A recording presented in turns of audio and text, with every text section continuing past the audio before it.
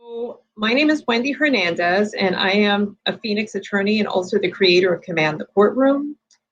As you all know, I created Command the Courtroom to help people who are going through child custody battles in court, or maybe they're planning to go through one, or they anticipate a child custody battle, or maybe they've been through one that's been going on for years. But I create resources and educational videos to help people learn how to do it themselves. But these videos also help people who have attorneys. A lot of the Command the Courtroom viewers actually have attorneys. I want to talk to you about changing positions in the middle of your lawsuit.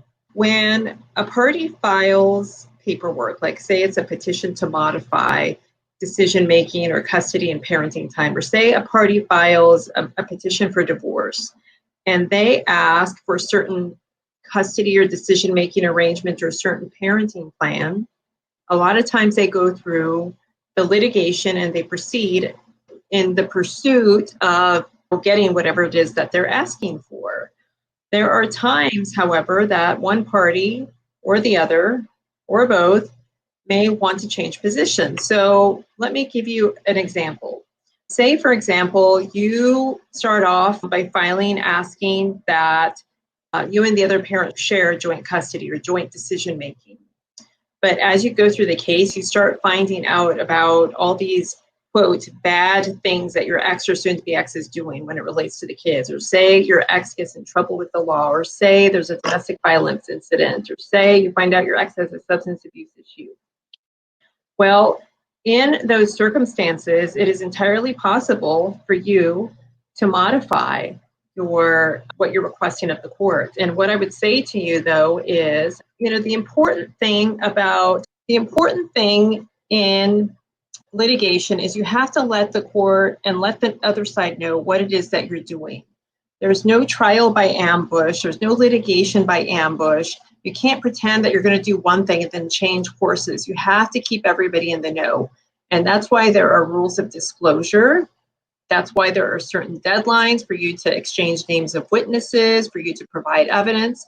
So the other side is on notice of what claims you're going to pursue. So if you start out in your initial paperwork and you are asking for one thing, but because of certain offense or because you just feel like it, you're going to change positions, then in my opinion, it's important that you notify the other side. You have to give them notice.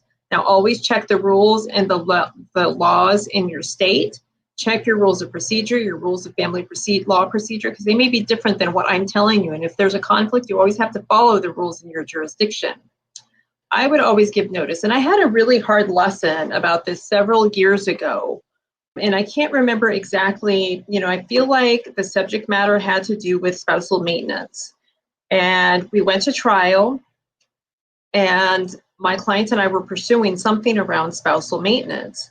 And the other side that, complained, the other attorney complained that we had not disclosed our specific position with respect to something. I don't remember what it was.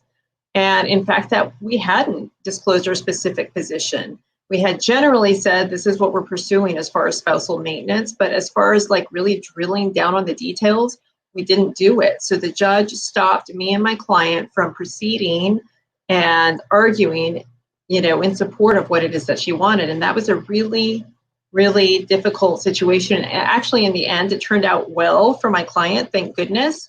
But while I was in the courtroom, I was sweating bullets. While we were waiting for the judge's decision, I was sweating bullets, and it worked out fine. But there in the heat of the moment, all it took was the other side to say that my client and I had not disclosed our position, and the judge wouldn't hear it. And that can easily happen. There is a lot to keep track of in these cases. So, if you're changing positions, if you're adding witnesses, if you're adding exhibits, you have to notify the other side. And there are certain rules of disclosure. You got to look at them in your rules of procedure to determine what the appropriate way is to give the other side this information. And keep in mind that there is a time limit usually, at least in Arizona, there's a time limit by when you have to disclose. And it's within a certain amount of time of learning about information, or coming into possession of information. So something happens, you decide you're going to change courses in the litigation, do not hesitate. You have to let the other side know and follow your rules in terms of figuring out how much you have to let the other side know. Do you have to give full disclosure around the reasons why, or is it just enough to say, hey, I'm changing positions now? So I'm talking about this as though maybe you're the person who wants to change positions. And I've had many clients do this along the way where they start out asking for one custody arrangement and then they say, no, you know what? I think I really need sole, or I really think that the other side needs only supervised visits. So then we have to let them know. But say that you're the person on the other side who's just found out that the other person, the other parent has changed positions and now they're pursuing something different than before. There may be situations where the documents that they have filed in court could help you. And these are called judicial admissions. So I wanted to talk with you a little bit about that. Judicial admissions, you guys. So when you file pleadings or motions in court and you state that something is a fact or you're agreeing with something that the other side has said, then that could come back to bite you down the road if you do decide to change courses. And this is just an easy example that I'm going to give you. Say I represent a husband in a dissolution case, and the wife is saying that she's entitled to spousal maintenance. Well, if there is any doubt whatsoever by my client, the husband, that he is going to or want to pay spousal maintenance in the future, then my advice will always be to the husband, do not agree that she's entitled to spousal maintenance in our response, to her initial petition. Because what happens if my client were to agree that the wife were entitled to spousal maintenance, say he wanted to change his mind down the road, well, the problem is if he admitted it in his paperwork, then that would be considered a judicial admission. It would be taken as a fact that the wife is entitled to spousal maintenance. And in that situation, he would not be able to change course during the litigation. When you're deciding whether or not you want to change directions as far as what you're asking for, you have to make sure that you haven't made any admissions that are going to get in the way of you changing course. Changing course is allowed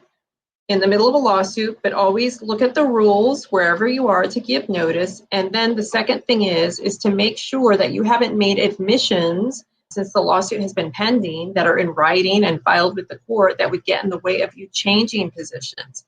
Hopefully that makes sense.